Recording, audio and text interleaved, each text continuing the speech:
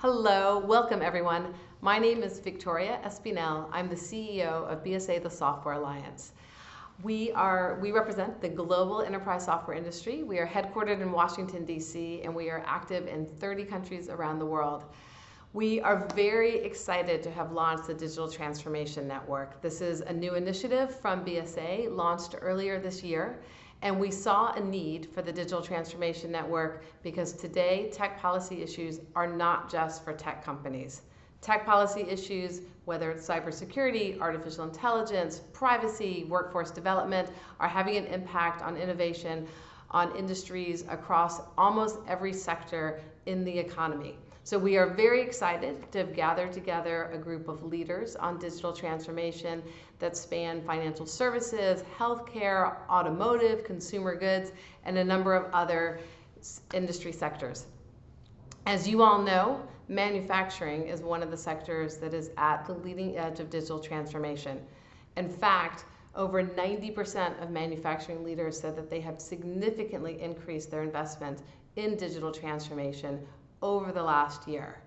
We have a fantastic group of industry experts that are here to talk about how software tools, artificial intelligence, IoT, digital twins are transforming manufacturing today and into the future. I'm very excited that we're going to have the perspectives of two congressional leaders as well, Illinois Congresswoman Robin Kelly and Ohio Congressman Bob Latta. Robin Kelly and Bob Latta are two leaders who know a lot about how digital technology is transforming jobs and manufacturing in their districts and in the global economy. So I'm very excited to hear what they have to say. At BSA and at the Digital Transformation Network, we believe it is very clear that software is creating new jobs in manufacturing and help boosting efficiency and safety as the manufacturing industry continues to embrace digital transformation. So I want to thank everyone here for joining today's discussion. I want to thank you for being part of this very important dialogue as we move forward together in this new age of digital transformation. And with that, I'm going to turn you over to your moderator to introduce our distinguished panelists. Thank you so much. Hi, everyone. I'm so pleased to be here and thank you all for joining us today. My name is Betsy Cooper and I'm the director of the Aspen Institute's Tech Policy Hub. We're an incubator training technologists how to do policy. And so one of the issues we obviously care deeply about is how the supply chain and how manufacturing is changing. And so I'm delighted to be here to moderate the conversation. So first, we're pleased to kick off the conversation with remarks from Congresswoman Robin Kelly from Illinois and Congressman Bob Latta from Ohio. I'll start with a question for Representative Kelly. Congresswoman, what do you see as some of the opportunities new manufacturing investments in digital transformation will bring to your states and constituents? Well, there's a few things that I think about, but many businesses, especially small businesses, have been slow to modernize their operations.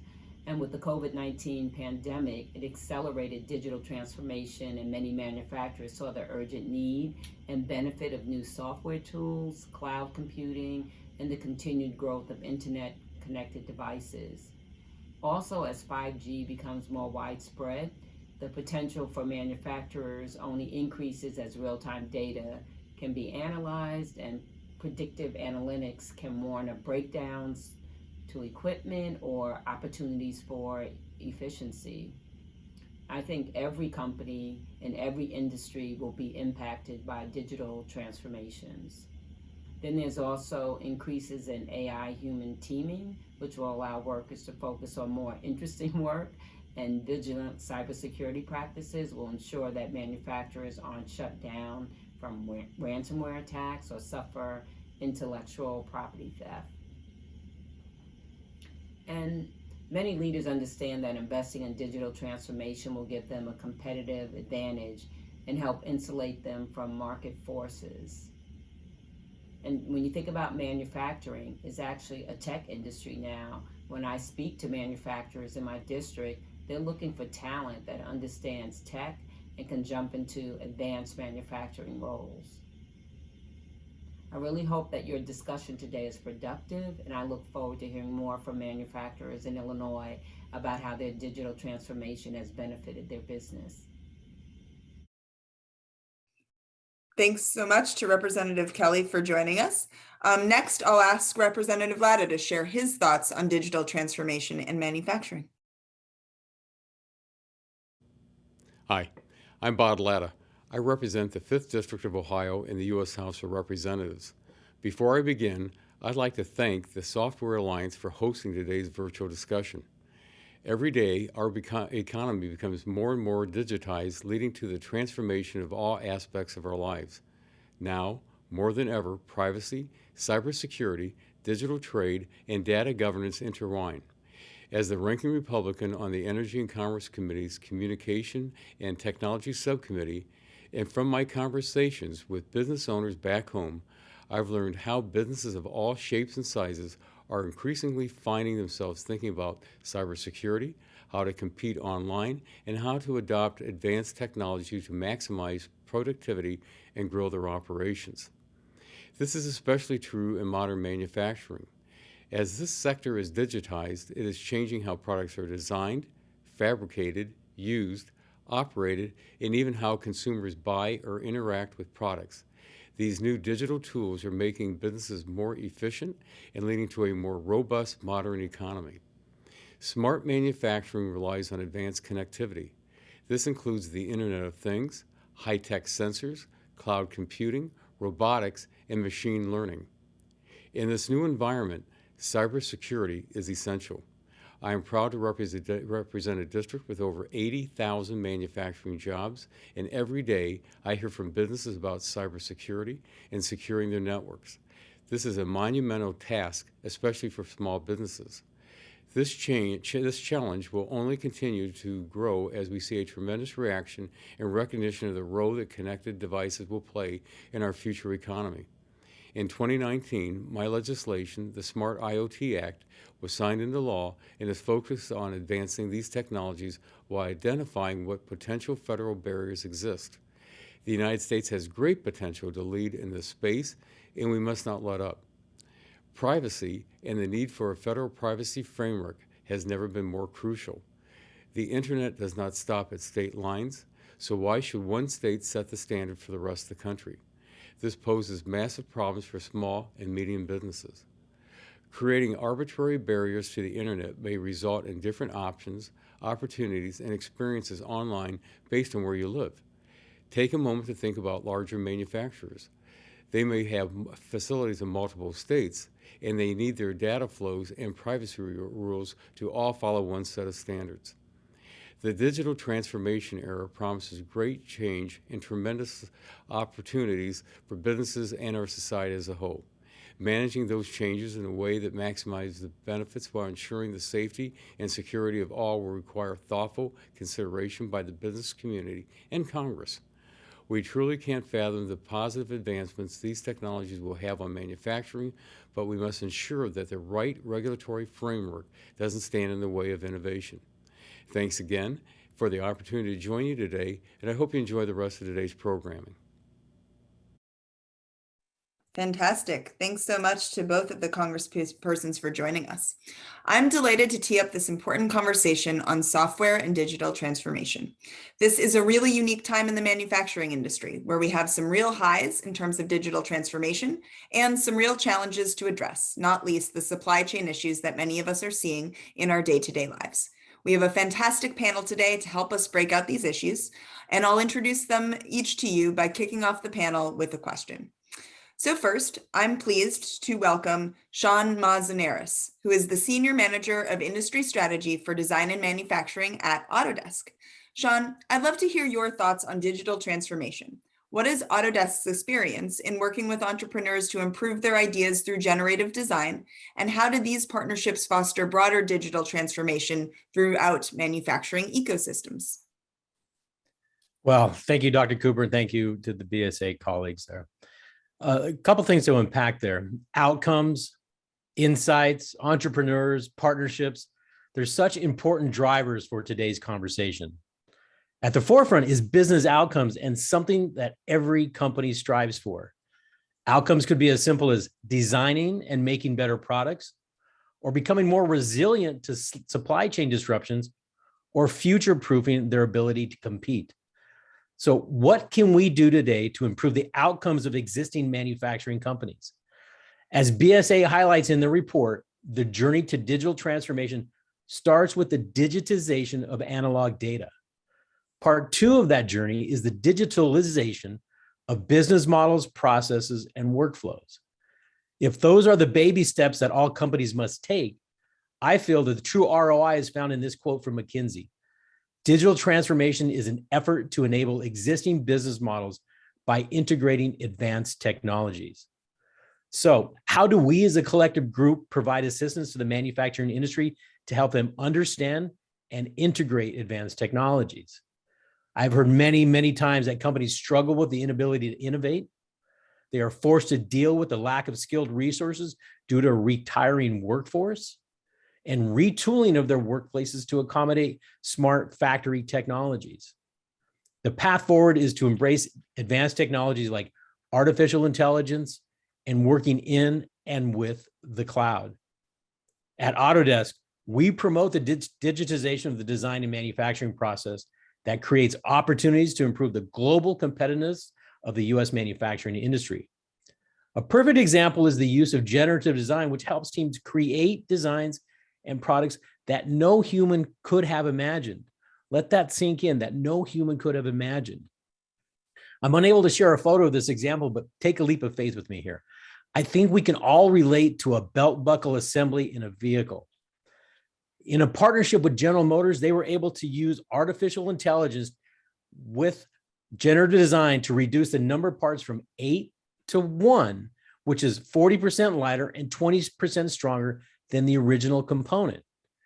An ancillary benefit was reducing all the supply chain costs associated with having many different parts from many different suppliers, which also had increased labor to assemble the brackets. Now imagine the barriers I mentioned earlier: lack of innovation, retiring of skilled workers, and smart factories. This is digital transformation.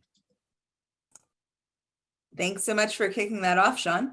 Next, I'd like to turn to Sanjay Udani, who's Verizon's Vice President of Technology Policy. So Sanjay, 5G is starting to become more prevalent in our day-to-day, but many people likely aren't aware of 5G's role in critical industries like manufacturing. How will technologies like Verizon's 5G ultra-wideband enable digital transformation on the factory floor? Thanks, Betsy, and thanks for inviting me to this panel. Yeah, so I've been designing networks. I used to be on the engineering side. I've been designing networks for many years, and this past 5 to 10 years, it's the most dramatic change in networks that I've ever seen. And you're right, from the average consumer's perspective, 5G is basically just, the latest iPhone and its faster speeds. And that's pretty much it, right? We've heard 5G for the past 3 or 4 years, and that's all we see. But the thing is, behind the scenes, the changes in the network and the capabilities are mind-blowing, to put it mildly. So what's happened over the past couple of decades or past 15 years is that what used to be dedicated network equipment that was doing one thing. So you'd have a router, you'd have a subscriber management capability, you had a firewall. Each of these were dedicated devices. They've all now become virtualized, and it's all being run using software where you can now have a device basically change into whatever you want it to do. So that gives you tremendous flexibility from a network perspective. And of course, 5G kind of puts that on steroids. And we're seeing the same thing happen on the manufacturing side, where instead of just having single purpose tools, you now have a computer that now can be programmed to do a bunch of different things really, really quickly. So if you combine the two, the flexibility that 5G gives, where you can have requirements that say, I want low latency, low jitter, I want it to be minimal power use, whatever combination that your service needs, you can now offer that using 5G. And on the manufacturing side, you can now use that to really adjust what you produce or what you do. You can retool in a really quick way. You can react to the market. So if there's a supply chain shortage, as Sean was saying, you can quickly adapt to it and customize whatever it is you're producing to individual customers as opposed to sort of having this massive factory that does one thing for everyone. So I think that's the part that's going to be really fascinating. However, the caution is, of course, this is really complicated stuff, and that's why you're seeing it take a couple of years as opposed to, well, why didn't we have it yesterday? Fantastic. Lots to unpack there, and we'll get back to some of those pieces. Next up, I'd like to introduce Beth Rudden, who is a distinguished engineer in cognitive science and trusted AI at IBM. Beth, can you share how AI is improving manufacturing? Tell us a little bit about IBM's experience in this area, and especially some of the lessons learned for digital transformation of manufacturing. So one of the greatest things that I think of when I think about, the world of possibilities with AI, and because IBM has set forth principles and policies and, some pillars for transparency and explainability, one of our very first principles is that all AI augments humans. And when you start from that standpoint, then you can start opening up all of this world to understand what do machines do better than human beings. And one of my favorite examples is actually from Siemens, where we recently we were able to give real-time feeds from computer vision. There were over 28 cameras, 340 square meters of a blade on a turbine, in order to make sure that the manufacturing actually matched the design. That is super successful and something that a human could never do, but having that engineer augmented by an AI allowed us to reduce the rework by 30%, made the manufacturing much more effective and efficient to match the actual design, being able to tweak the design real time because you have all of this feedback from all of the cameras and the computer vision. And I really want to get into workforce, but I can tell you, my data scientists, they were over the moon to be able to help all of these really established engineers and knowledge workers. And it's something that is very tangible. So when you start to think about how do I augment people, how do I take an expert in the domain and superpower them with AI vision and with all of the things that we can do with computer vision and some of the things that we can do with natural language, I think that the world is so much more open just by reestablishing the relationship that you have with AI. And I think that manufacturers who are embracing ethical principles, understanding the value systems of how explainable it needs to be, how transparent, how robust for each and every model, this starts to engage people in the right way and empower them to be able to do even more with their knowledge that they've taken years to accumulate. And for some of the people who are coming from college, oh my goodness, having hands-on work, and I have a 17-year-old and he doesn't want to sit on a desk. He wants to work in, a factory floor. He wants to do hands-on things. And having that combination, I think that we are entering one of the greatest ages where humans and machines together are able to do some magnificent things, especially in manufacturing. Fantastic. Well, I have an 18-month-old who also wants to get his hands into everything. So I think I see where his future is going as well. Finally, I want to introduce Del Costi, who's Senior Vice President and Managing Director for the Americas at Siemens Digital Industries Software. Del, how can Siemens software tools help manufacturers optimize and adapt their production capacity in these very strange times? Well, first, Beth, I love that answer. I love that approach to AI, by the way. I think that is the direction companies need to go. We've done similar work inside our tools to really augment the user experience by predicting the type of work they're doing. So I thought that was fantastic. But yeah, Betsy, back to your question. It's been an interesting few years for manufacturers, and I loved a lot of the opening comments from the fellow panelists. When we got hit with the pandemic, companies needed to adjust because although we could stay home and work remote, a lot of people couldn't. And so factories had to figure out, how am I going to keep producing? And we're hearing about this uptick in digitalization. There's a reason for that. I think some companies that had embraced those technologies were a little better prepared than others, and others realized they had to catch up. So, think about what happened. Companies had to keep workers safe, but at the same time produce product. Where this concept of the digital twin existed, we could quickly go in and work with our customers to say, okay, you need to look at how material is going to flow through your facility. To try to do that manually would have been very difficult. But if you had that process modeled, you have the digital twin representation, we could look at and say, okay, material is going to get presented this way, and this is what the worker interaction is going to be. We can do spacing properly. We can modify material handling to make sure there's not a lot of human traffic on top of one another. And so we were able to figure out how to take this digital twin of a factory and make the modifications necessary, put protective barriers in between stations, but not disrupt production.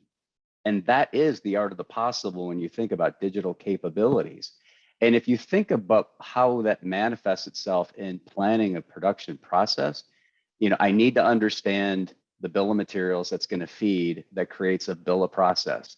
All this is electronic. And so for those who don't know, a bill of process consists of several things.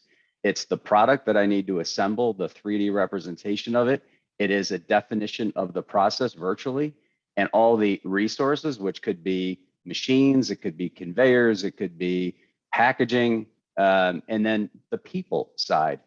And so again, at these times of the pandemic, being able to address that, being able to model it, make the modifications necessary, we were all dealing with so much change, but having that digital twin allowed us to deal with it. And the last point I would make, why is a digital twin so important? And we talk about this idea of a comprehensive digital twin, which has all the facets that are required for it, the definition of it, the 3D representation of it, all the metadata that goes behind it. But it's so important because what that enables us to do is what really matters. And that is what we talk about when we say validation and verification. It is all about the simulation. Once I have that virtual model established, I can do all my what if studies, all my iterations on that. Now I have a truly predictive environment that I can make the changes necessary. That next generation thing, when we think about all the technologies we just listened to, is now we can take it a step further. The next generation evolution is going to be having all that data collected on the edge capability, being able to process it real time, and then leverage things like AI, ML, make decisions at the spot so that my plant can be smart. So we talk about smart manufacturing. So unpacking a lot there, but I thought I'd want to hit those high points. Fantastic. And I want to open this up, and maybe Sanjay, I see you've gone off mute, so I'll go to you first on this. How has COVID affected you? So we're in an environment now where, consumers are seeing lots of effects in their day-to-day lives, but most people have heard about supply chain issues, but probably haven't actually heard much about how that's actually worked in manufacturing and what digital transformation has done. So sort of thinking about what Dell's just shared, have you had similar experiences? Yeah, I mean, so just thinking back personally, right, that before this, if you'd asked me 3 years ago, I was a big skeptic of working from home. I just didn't think I could be productive. But then, of course, we hit the wall, and now everyone's doing 100% of their work from home. And I kind of see the parallels with some of the manufacturing discussion that we had with Dell and with Beth. It's a big step to now completely change the way you manufacture things, the way you connect your factory, the way you connect everything. And so it can be a little bit daunting. And I think it's going to, if you're starting from scratch, if you're building a new plant at this point, it's a no-brainer to include 5G in it. It's a no-brainer to include a lot of the AI ML that Beth talked about. But if you're an existing plant, having that expense to make that change, I think that's the one that's going to be a challenge as far as just getting people to adopt. And I think having panels like this, having these discussions where people will realize this is going to be huge. I think that's what's going to make a big difference. I mean, for us personally, we've been using AI ML in our network for several years now to help us design the network better. Whether it's location of the cell towers and cell sites, to how to route traffic better. all of this is already included in there. And so I think it's, in a sense, it's happening really quickly, but in a sense, it's been going on forever. Sean, do you want to jump in and then Beth? Yeah, sure. I want to say something what Beth mentioned. I used the example from General Motors, and I said that can design parts that nobody thinks about. That is in itself is a true statement, but like what Beth said, it is guided by a human. A human has to put in the parameters. So you just don't push a button and say, give me a seatbelt buckle assembly that's automatically has all the parameters you want. So this is a partnership. And this is where I really get passionate about, because to me, it's about the people. We have to enable the people to be able to get into these positions. And this goes into the workforce. And about your comment about COVID, we're a software provider. And we saw that when everybody went home, they needed access to the software. It could have been on premise, could have been on their desktop computer. And that is where the cloud as a vehicle was able to allow people to turn on from wherever they're at, be able to create these amazing designs, whether it's a belt buckle from General Motors or maybe a windmill lever. So very important. And to what Dell was saying, you know, factories, that is a big idea. Digital thread, digital twins, those are for really big companies. We're pretty passionate about the very small business and the small businesses that may not have the capability to get to that new thought process yet. That's why we're really passionate about enabling the people with cloud technology. Fantastic. Beth, do you want to jump in as well? Yeah, I absolutely love the idea of a really intelligent factory with an edge in cloud computing infrastructure powered by optimization and connected assets with AI algorithms. Like, you know, that's dreamy, like absolutely. But one thing I would like to offer is, you know, one of the things that I think a lot of companies should be doing is re-examining the power structure with their workforce and how they can start to incentivize the types of behavior that they wish to see. So for instance, if you offer rewards for people to automate some of the jobs that they're doing and offer them not these static career tracks, not you move up to this or this or this, but more make it a lot more. I think that companies that are trusting their employees, that are enabling and empowering their employees, that they are thinking about how to treat their employees and their employee data with dignity in a way that they can help augment the company and be able to tie the value of what they're working and what they're doing, hopefully with machines and in connection with that, you can really start to get the workforce to upskill and reskill themselves. And a lot of people talk about this, but I think that the brass tacks are really based and rooted in behavioral economics, which is something that we don't think about enough of, especially in manufacturing. But if you're thinking about like an intelligent factory, I think you also need to really reframe, what is that management system like? And, you know, I always go back to, you know, really old idea that if you can fully automate the thing that could cause harm to your most valuable resource, which is your human in the factory, you automate all of those things that could harm that human being. And then you enable and trust and empower that human being to make those decisions on what they need to do, the design decisions, the specificity that is required that human beings are really good at, and then augment that person with the sensitivity that algorithms can provide as far as pattern recognition. You're really starting to change the power, you know, the paradigm and the power structure. And I think that that's going to afford so many more avenues, again, to get young people involved and to have not only like the obvious diversity, but I always think of like both a vertical and horizontal stratification of human beings, you know, young, old, all kinds of different ethnicities. Those, you know, we are not limited by binary thinking in some of these things. And I think that there is so much more to explore. But, you know, I'd like to offer that up, that I think that companies need to do better to empathize and change the strategy of how to engage the most valuable person on their team, the people. And how do you offer them what they want? And how do you allow that to happen in an organic structure as opposed to using AI or using a lot of these technologies to control a workforce. And I think that that's going to start to shift, I hope sooner rather than later.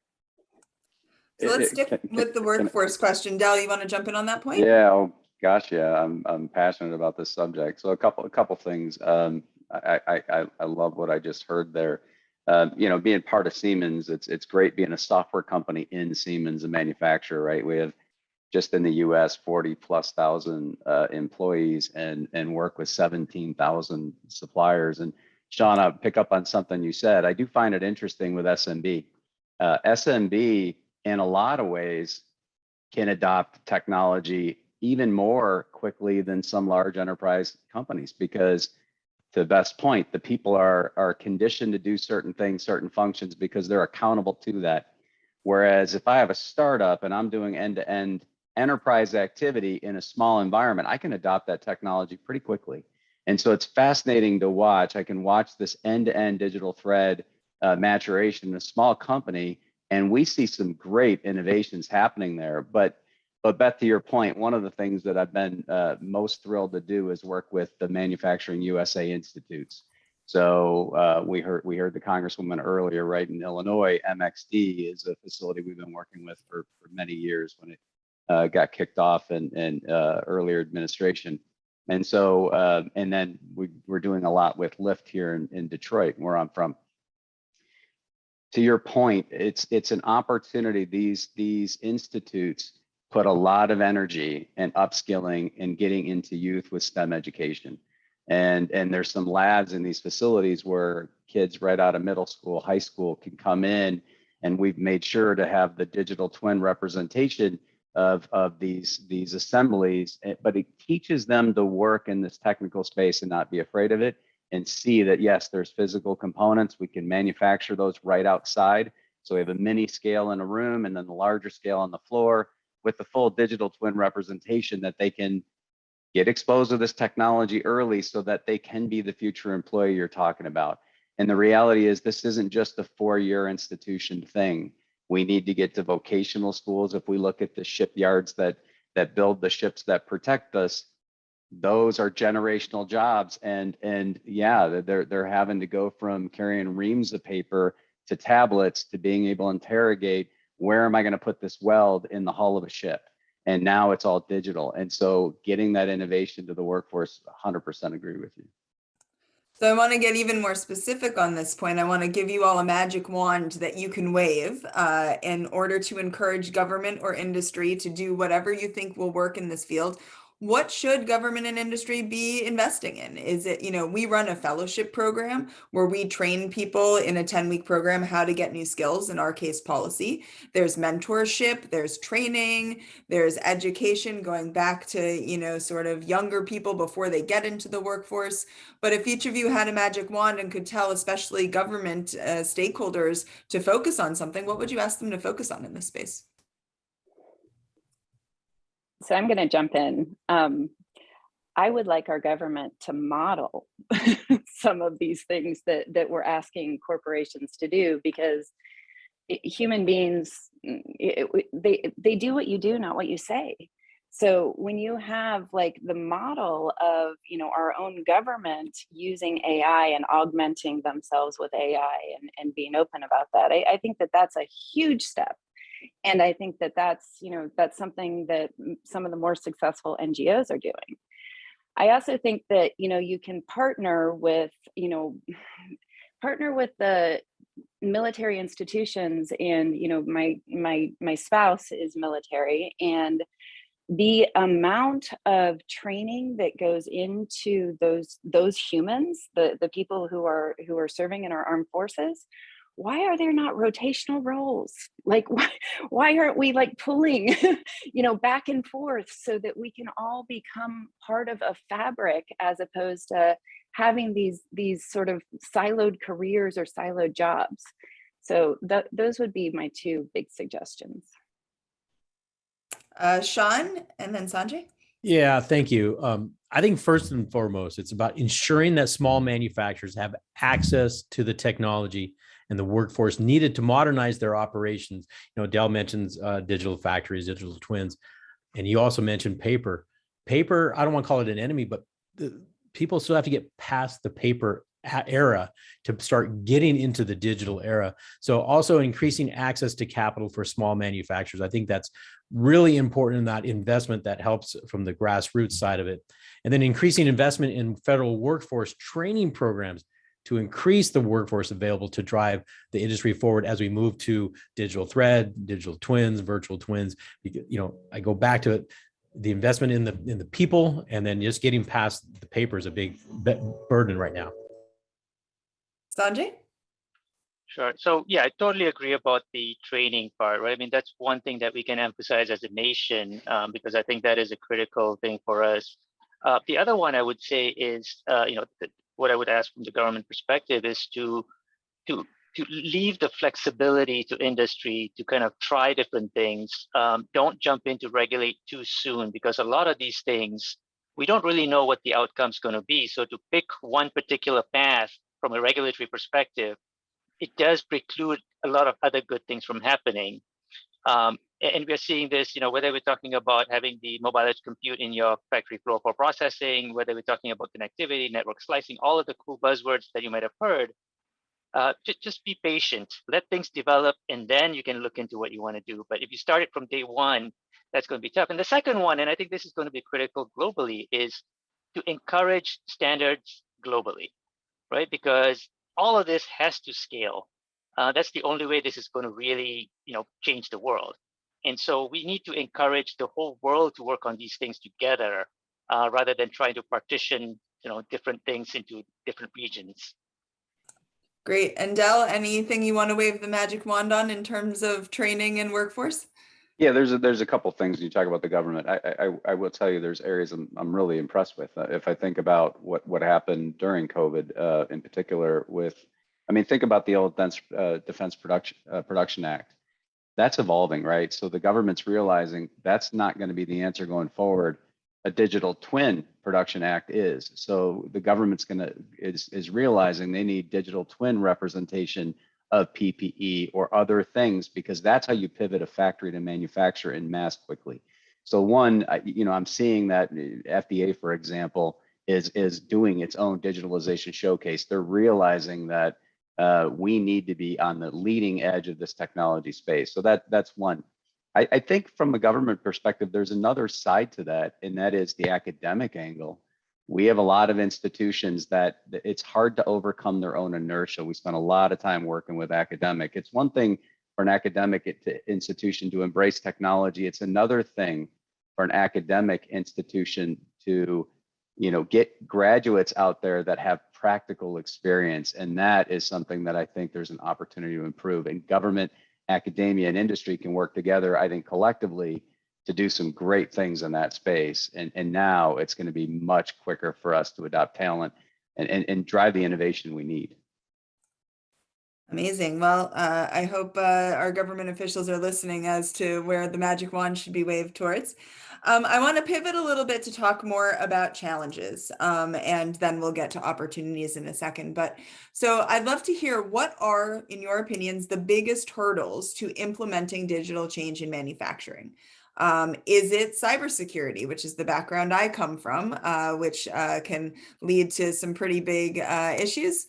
Is it supply chain issues? Is it something else entirely? What do you see? And maybe I'll go to Beth first. I think that most of the companies are struggling with transformation because it's culturally indemnified into their processes and the people and the software. And I think that that's not something that is well understood. And I have a background in anthropology, and part of like what I started to learn about is how to connect the dots. And when you think about AI, and you think about the human computer interaction, I can't help but see, again, I know that the challenge is the cultural transformation, but when you start to see the human factors in a factory floor, in manufacturing, it's like some of the most interesting work that you can do as a social scientist to start understanding, how do humans interact with computers? So, part of that culture change has to be, the incentives, which is what I've already, mentioned, but modeling that activity across the board, across the leadership teams, across the, and incentivizing the behaviors you want to see. And it sounds simple, but I think that kind of cultural change, instead of always trying to think about, why are people leaving, figure out why people stay and replicate what works in your organization, and start studying the things that really start to matter and unlearning the things that no longer work. And I think that that's how you get through to cultural change. But I think that that's the most significant reason that people are not adopting, because it's new and it's hard and it's complicated. It's a great point. I saw a recent survey that was suggesting that people who are leaving their jobs, number one reason is pay, but number two is not feeling valued. And so there's a lot of sort of intangibles that are going into these decisions. So it's a great point. So to the others, Beth has thrown out culture as the biggest challenge. Agree, disagree? Sanjay? I agree. Culture, and I would tie that into the education piece that I think Beth mentioned also. I think we need to have a lot more technical education, K through 12 and above, as we introduce students to all of, the real world. I think people just don't understand how some of this stuff works. And of course, when you don't understand it, it tends to be scary, right? I mean, yes, all of our kids are better at, fixing the computer or Instagram or whatever than any of us are on this panel. But do they really understand how this stuff works, right? I'm not saying every person should be an engineer, although I'm biased. But they should understand some of this stuff that's going on. What does AI mean, right? When you say AI, what is 5G? What are some of these things that are going to change the world, right?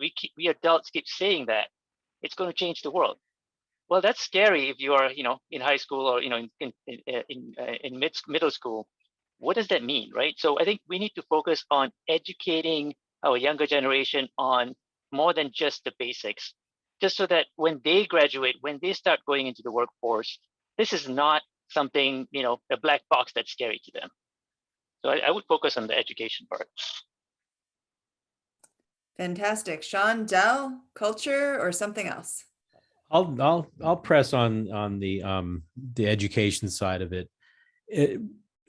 Once again, I work for a software provider. We provide access to students and educators and hobbyists.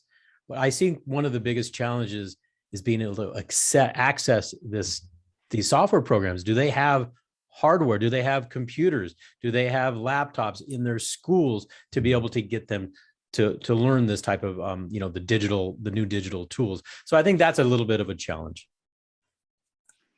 I might come at it a little differently. I think Mark Twain summed it up when I didn't have time to write you a short letter, so I wrote you a long one instead. I think manufacturers have a challenge here.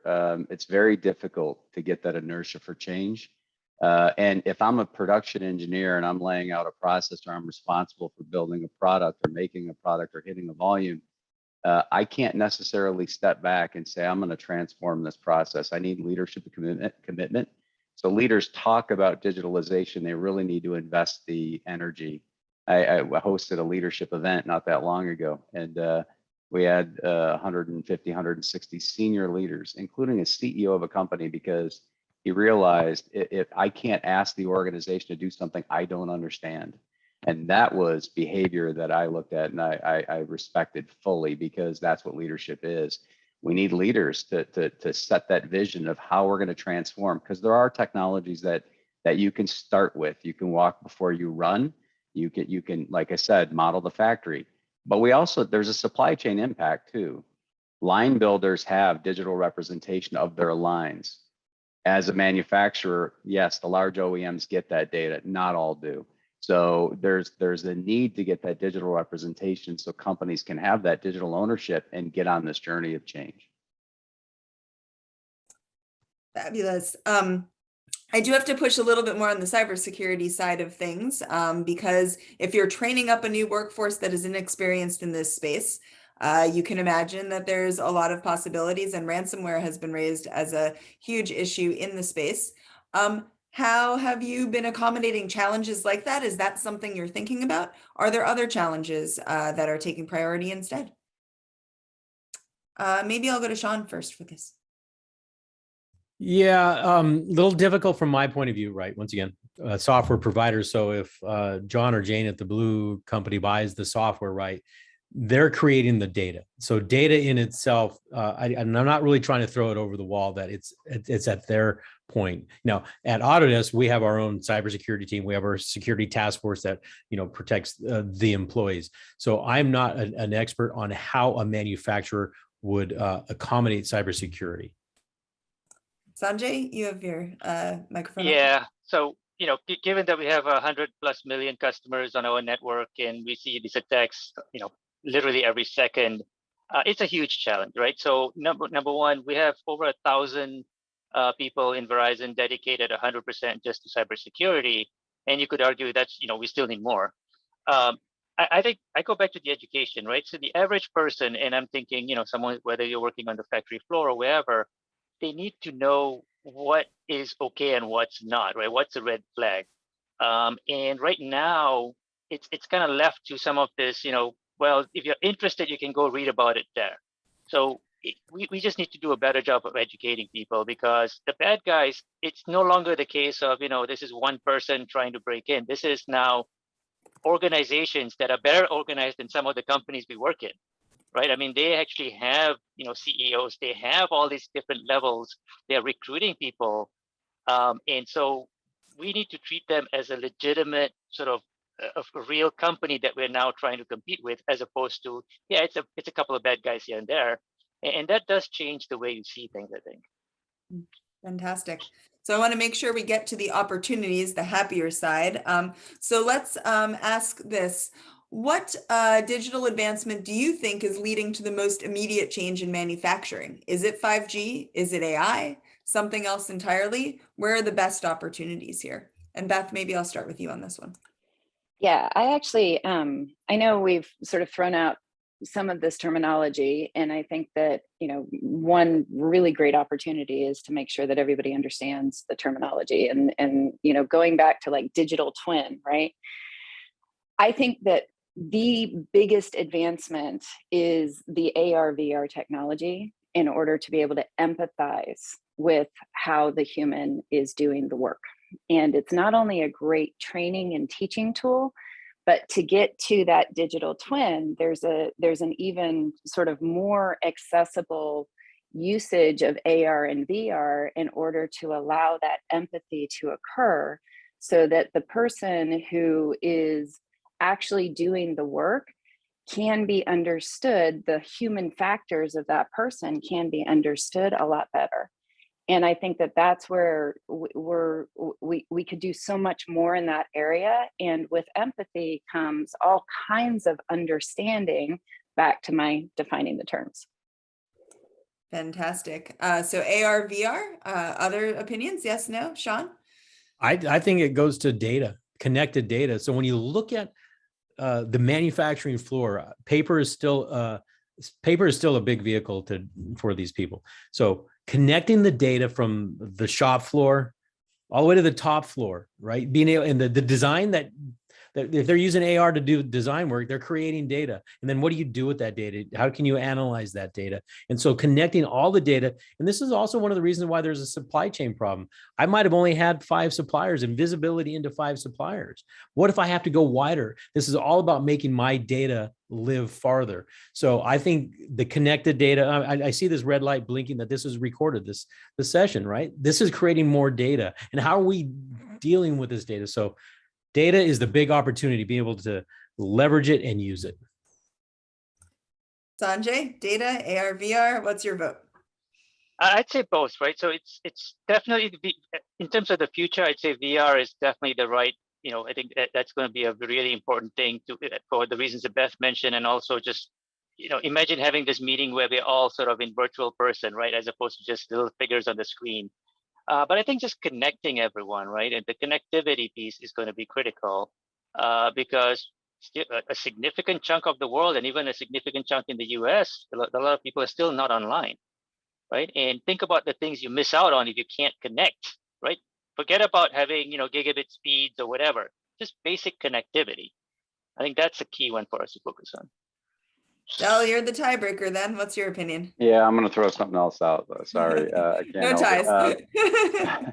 So Sean opened up with this idea of outcomes. You can only get to outcomes if you can get adoption. And I think about the first grill I built. It took me, I don't know, 2 days. I had 1,000 parts, step-by-step instructions. And then you go and you buy another grill and it's literally like 5-step assembly. Code has evolved that way too. It's a lot easier to create apps for users that are very friendly to the user. And that's one of the barriers of entry on the shop floor is the complexity of the tools you give the shop floor operator. You can simplify that today. So it's tying together what we just heard, but it's in a way that the users on the floor can consume. So I think that's the biggest advancement that's helped us is simplifying those applications for the consumer of the data. Fabulous. Well, we're getting down to the last 10 or so minutes, so I want to make sure we get to solutions, especially since we have a lot of government stakeholders in the audience. So setting aside the workforce issues that we already talked about, what public policy solutions should Congress and the administration be considering to jumpstart this new digital era of manufacturing? I guess I'll start with Sean this time.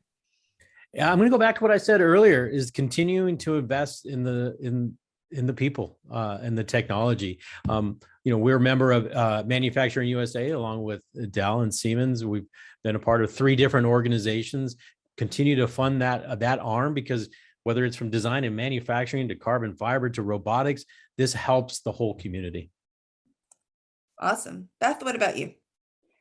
I think, where we really need our government support and help is that, I think in some ways we do need more control and regulations, for some of the bad actors and not protecting the humans and the data from our people. Like, I think that there definitely needs to be some more understanding of that. And it needs to go into policy, because there's huge swaths of things happening in AI ethics. And I think that needs to be incorporated, but it needs to be understood first. And I think that a lot of our government needs the education from industry. And, I think that there needs to be some better trade-offs where, our government is far more involved in the usage of all of these types of technologies.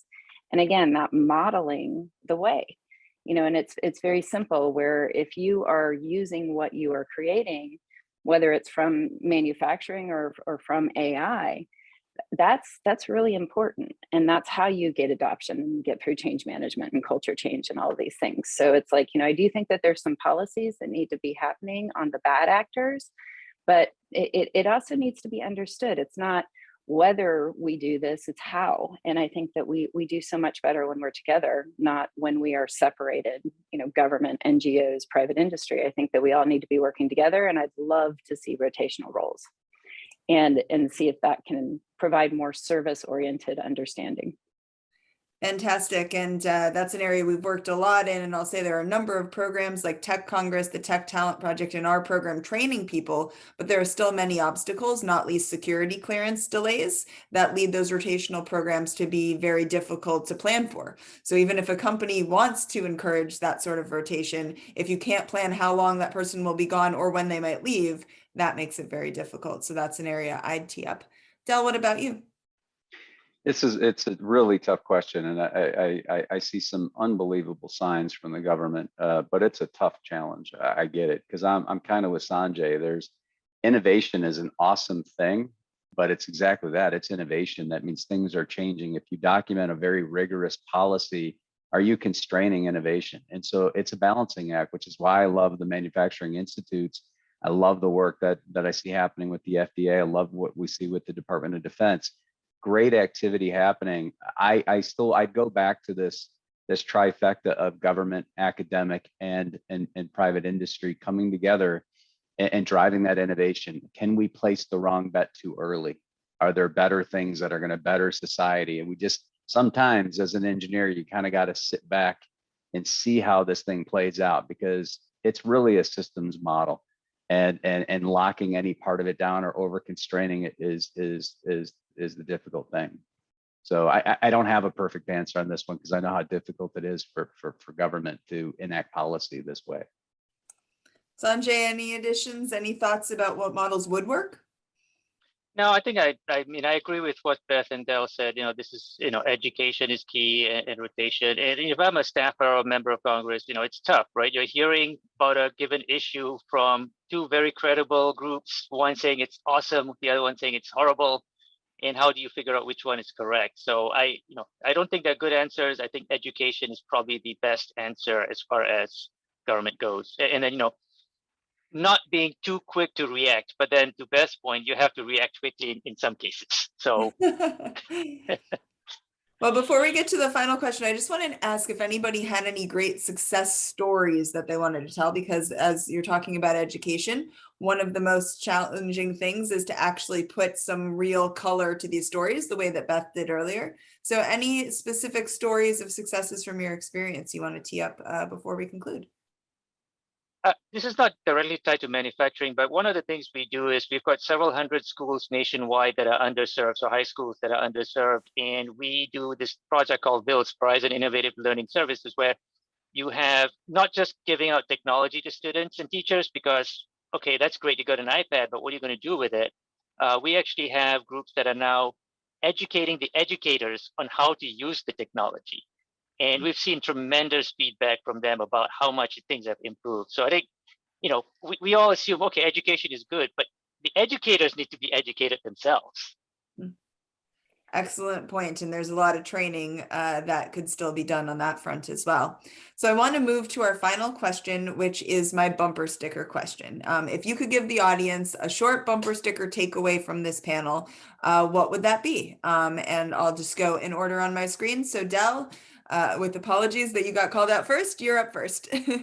A bumper sticker, digitalization rules. Digitalization rules. Great. Sean, what about you? I'm going to go off of what Ms. Espinal said in the beginning. New age, new goals.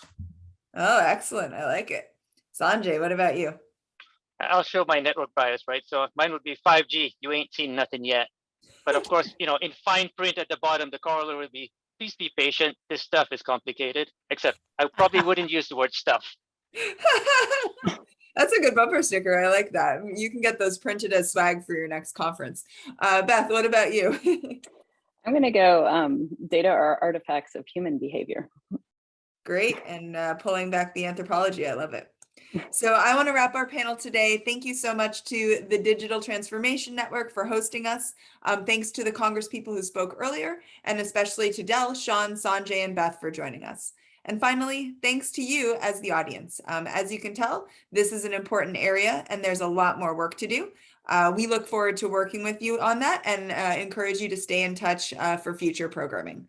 Thanks so much again for having us.